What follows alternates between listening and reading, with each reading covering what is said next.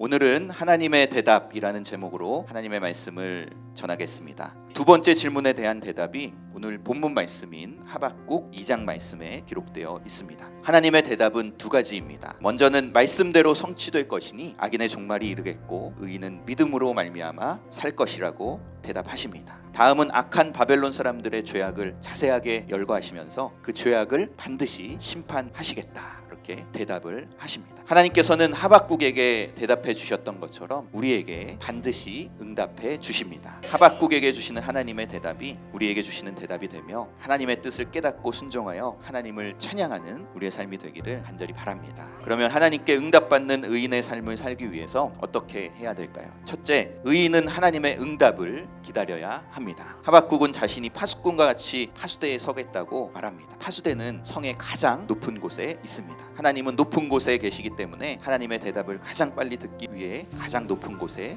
서 있겠다는 것입니다. 하나님의 응답을 기대하고 갈망하는 마음을 잘 나타내주는 모습입니다. 때때로 하나님의 응답을 기다리지 못하고 내 뜻대로 행하며 하나님의 뜻과는 상관없이 살아가는 모습이 우리에게 있음을 바라보게 됩니다. 그러나 신앙생활은 기다림의 연속입니다. 하나님의 뜻에 순종하고 충성 봉사하여 거룩한 사명이 완수되기를 기다리는 것, 이렇게 우리의 신앙생활은 기다리는 것입니다. 둘째, 의인은 오직 믿음으로 살아야 합니다. 의인은 하나님의 말씀이 반드시 성취된다는 것을 믿음으로 살아가야 합니다. 의인은 하나님께서 악인을 반드시 심판하신다는 믿음으로 살아가야 합니다. 의인은 오직 믿음으로만 구원받는다는 믿음으로 살아가야 합니다. 하나님께서는 단 하나의 구원의 길을 열어주셨습니다. 예수 그리스도를 믿는 믿음으로만 구원받습니다. 마지막 심판의 때에 오직 의인은 믿음으로 구원받습니다. 예수 그리스도를 구주로 믿는 믿음으로 살아가는 참된 의인이 되기를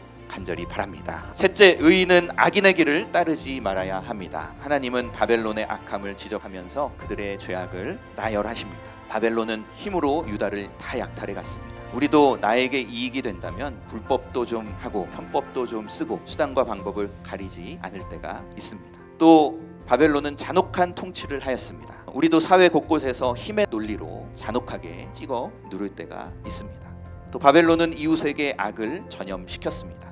우리도 악한 일을 혼자서 하지 않죠. 옆에 사람 꼬드겨서 꼭 함께 악한 일들을 하죠. 또 바벨론은 우상을 섬겼습니다. 우리도 하나님보다 더 의지하고 사랑하는 것들이 있습니다. 바벨론과 같은 죄악이 우리 안에 있습니다. 이와 같은 악인의 길을 버리고 우리는 참된 의인의 길을 걸어가야 할 줄로 믿습니다. 오늘 우리 모두가 하나님의 응답을 받는 의인이 되기를 간절히 축원합니다.